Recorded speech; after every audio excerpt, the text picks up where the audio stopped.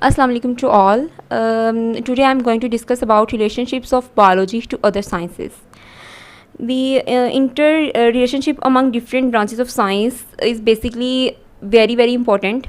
Okay इसमें हम जो है वो देखें तो साइंस की हर फील्ड का आप इसमें कोई ना कोई रिलेशन पाया जाता है. अगर हम साइंस की किसी भी एक फील्ड को स्टडी करते हैं तो उसमें हम किसी ना किसी तरह से दूसरी भी फील्ड्स जो हैं उनको हम साथ ले रहे होते हैं. और इसके अंदर अब हम क्योंकि हम स्पेसिफिकली बायो की बात कर रहे हैं, बायोलॉजी की बात कर रहे हैं, तो हम सब जानते हैं कि what is biology. Biology is basically study of living things. ठीक है, इसमें हम डिफरेंट एस्पेक्ट्स को स्टडी करते हैं लिविंग थिंग्स के. अब लिविंग थिंग्स के जब हम डिफरेंट एस्पेक्ट्स को स्टडी कर रहे होते हैं तो इसमें हमें डिफरेंट अदर इंफॉर्मेशन की ज़रूरत भी पड़ती है. मीन्स के अदर साइंसेस जो हैं वो भी यहाँ पे इन्वॉल्व हो रही होती हैं. अब हम अगर देखें इसमें कि हमारे पास जो साइंस की हर ब्रांच है उसका कोई ना कोई रिलेशन पाया जाता है उस दूसरी ब्रांच के साथ. ठीक है, फॉर एग्जांपल अगर हम बायोलॉजी की बात कर रहे हैं तो बायोलॉजी के अंदर हम बहुत सी हमारे पास जो है वो बहुत सी जगह ऐसी होंगी या बहुत से स्टडीज़ ऐसी होंगी जहाँ पे हम लोग कहीं पे हम फिज़िक्स को डील कर रहे होंगे साथ, कहीं पे हम केमिस्ट्री को डील कर रहे होंगे, कहीं पे हम जियोग्राफी को, कहीं पे इकोनॉमिक्स को. मीन्स ये डिफरेंट जो आपके पास ब्रांचेस हैं साइंसेस की, ये सारी जो हैं वो हम कहीं ना कहीं हम स्टडी कर रहे होंगे विद लिविंग ऑर्गेनिजम्स के साथ. तो लिविंग ऑर्गेनिजम्स के साथ जब हम स्टडी करेंगे तो लिविंग ऑर्गेनिजम्स की स्टडी जो है वो बायोलॉजी कहलाती है. तो ऑटोमेटिकली ये जो सब मतलब चीज़ें हैं वो हम बायोलॉजी के साथ स्टडी करेंगे. ठीक है, तो इसमें अगर हम देखते हैं सबसे पहले हमने जो जैसे आप देख सकते हैं कि as you can see on the board what is interdisciplinary. ठीक है, इंटरडिसिप्लिनरी एक वर्ड है, it's a combination of two word. ठीक है, इंटर मीन बिटवीन.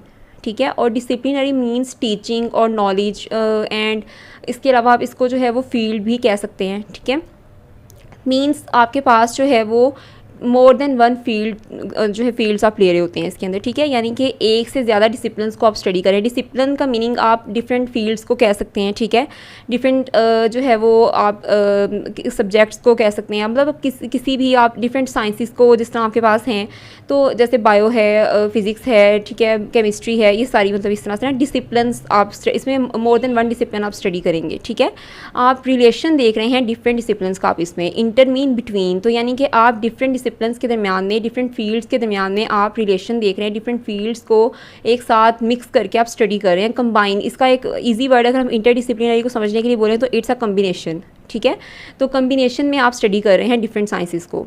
ठीक है, अब इसके अंदर अगर हम बायोलॉजी में आपकी जैसे बुक में भी मेंशन किया हुआ है डिफरेंट उन्होंने आपको ब्रांचेस दी हुई हैं बायोलॉजी और डिफरेंट अदर साइंसेस को देखते हुए. मीन्स के relationship of biology to other sciences को डिस्क्राइब करने के लिए उन्होंने आपके पास जो है वो 5 आपको मेन जो है वो ब्रांचेस दी हुई हैं.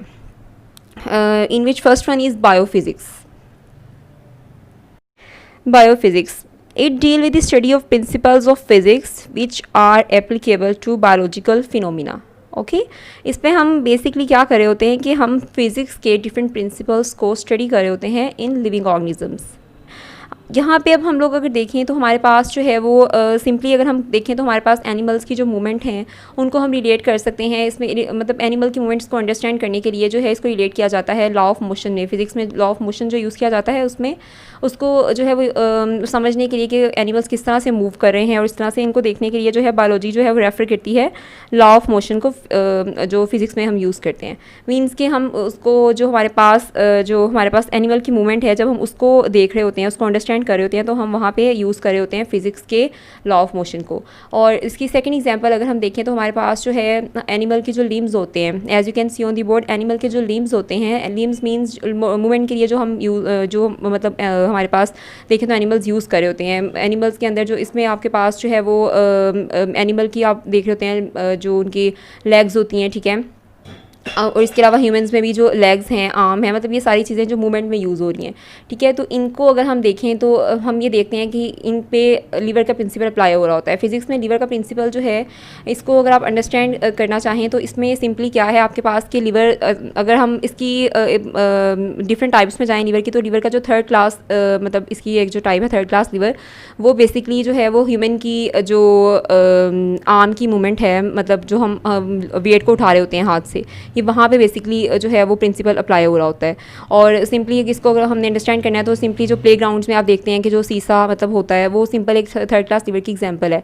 तो उसमें अगर हम देखें तो उसमें जो दरमियान वाला पोर्शन है, ठीक है, जैसे अगर मैं आपको अगर यहाँ पे शो करूँ, as you can see in the picture, ये जो दरमियान वाला पोर्शन है ये बेसिकली जो है वो आपके पास फुलक्रम के तौर पे एक्ट कर रहा होता है, ठीक है, ये फुलक्रम है।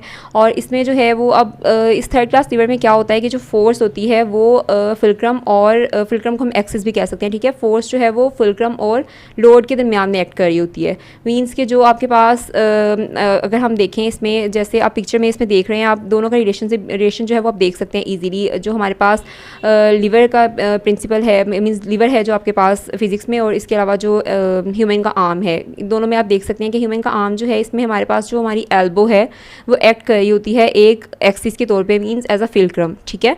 अब और जो आपका बाइसेप मसल हैं वो आपके एक्ट कर रहे होते हैं फोर्स, मतलब मींस कि वो फोर्स प्रोवाइड कर रहे होते हैं, ठीक है, सोर्स है फोर्स को प्रोवाइड करने का। और जो आपके पास आपकी रिस्ट है, रिस्ट के आगे वाला जो पोर्शन है, जो हमारे पास हैंड्स हैं, वो हैंड्स जो होते हैं वो लोड को लिफ्ट कर रहे होते हैं, ठीक है, मतलब वहाँ पे लोड बेसिकली जो होता है वो आपने कोई भी चीज़ उठाई हुई है तो आपने हाथ से उठाई हुई है, ठीक है, तो वहाँ पे लोड होता है, ठीक है। और जो हमारे पास मसल्स हैं वो जब फोर्स को अप्लाई करते हैं तो फोर्स अप्लाई करने की वजह से जो लोड होता है उसको लिफ्ट किया जाता है, ठीक है। तो और यहाँ पे जो टर्निंग पॉइंट है, टर्निंग पॉइंट फुलक्रम बेसिकली वो टर्निंग पॉइंट कहते हैं, ठीक है। तो फुलक्रम जो है वो आपके पास जो है वो आपके एल्बो फुलक्रम के तौर पे एक्ट कर रहे हैं। और इसमें आपके पास जो है वो इन दोनों का रिलेशनशिप जो है अभी यहाँ पे क्लियरली देख सकते हैं कि जो आपके पास लीवर है, सिंपली अगर आप कहें, अगर आप डिफरेंट क्लासेस में ना भी जाएं लीवर की, तो सिंपली आप ये देखें कि जो लीवर का प्रिंसिपल है उसमें, जिसमें आपके लीवर के पास में आपके पास 3 मेन पार्ट्स होते हैं। First one is fulcrum mean axis, ठीक है, सेकंड वन इज़ फोर्स और effort, and third one is load, ठीक है। ये 3 मेन चीज़ें हैं जो आपके पास लीवर में होती हैं, ठीक है। अब इसके बाद जब लीवर का प्रिंसिपल जब आप देखेंगे कि एनिमल्स के अंदर या ह्यूमंस के अंदर किस तरह से ये अप्लाई हो रहा होता है, एनिमल के लिम्स जो हैं वो भी मूवमेंट में इसको यूज़ कर रहे हैं, ठीक है, ह्यूमन की आर्म्स हैं, ह्यूमन के लेग्स हैं, वो भी मूवमेंट में इसको यूज़ कर रहे हैं, ठीक है।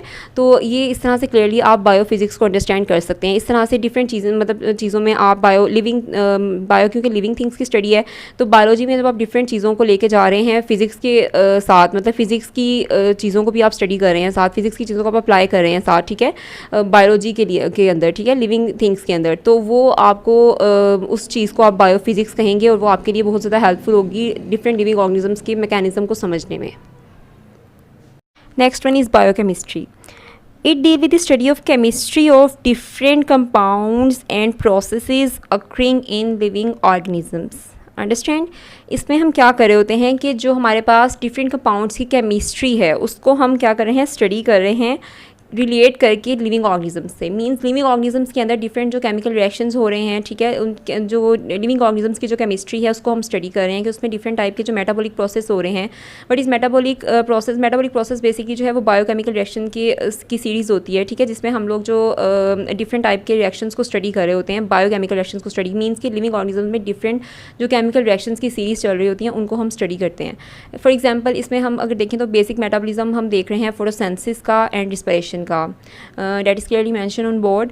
तो फोटोसिंथेसिस जो है वो और रिस्पिरेशन ये दोनों जो है केमिकल प्रोसेस हैं, ठीक है। ये बेसिकली जो है वो फोटोसिंथेसिस में, जैसे कि आप जानते हैं कि फोटोसिंथेसिस में क्या होता है, what is meaning of photo mean light and synthesis mean to make, ठीक है। तो लाइट की प्रेजेंस में जो है हमारे पास ये प्रोसेस होता है, ठीक है, जिसमें हमारे पास जो प्लांट्स वगैरह हैं वो अपनी फूड को प्रिपेयर करते हैं। इसमें जो कार्बन डाइऑक्साइड और वाटर है वो कंबाइन करके ग्लूकोज जो है वो हमें दे रहे होते हैं और एनर्जी इसमें रिलीज़ हो रही थी बेसिकली। और सेकंड वन जो है वो हमारे पास, और इसको हम जो है वो देखें तो ये बेसिकली एक केमिकल प्रोसेस है जो कि लिविंग ऑर्गेनिजम्स में हो रहा है, as you can see in the picture, ठीक है। This is the chemical equation of photosynthesis. After that respiration अगर हम सिंपल ही देखें रिस्पिरेशन को तो it is basically act of breathing, ठीक है, ब्रीथिंग का जो एक्शन है उसको हम रिस्पिरेशन कहते हैं। लेकिन इसमें क्या होता है कि आपके पास जो बॉडी है बेसिकली उसके अंदर जो ग्लूकोज है उसको यूटिलाइज़ किया जा रहा होता है, ग्लूकोज यूज़ हो रहा होता है और उससे हमें ग्लूकोज के ब्रेकडाउन से हमें एनर्जी मिलती है। तो ये जो प्रोसेस है इसमें भी हमारे पास ग्लूकोज की ब्रेकडाउन हो रही है, और ग्लूकोज जो है वो आपको मैंने पहले भी बताया कि ये केमिकल कंपाउंड है। तो जब केमिकल कंपाउंड को, मैं आपको पहले भी इस चीज़ को मेंशन कर चुकी हूँ, जब केमिकल कंपाउंड को हम स्टडी करेंगे लिविंग ऑर्गेनिजम्स के अंदर, then that is biochemistry. Okay, तो ये 2 जो है वो सिंपल एग्जांपल्स थी। यहाँ पे अब हम रिस्पायरेशन की भी आपको जो है वो का प्रोसेस जो है इसको हम शो कर देते हैं, ठीक है।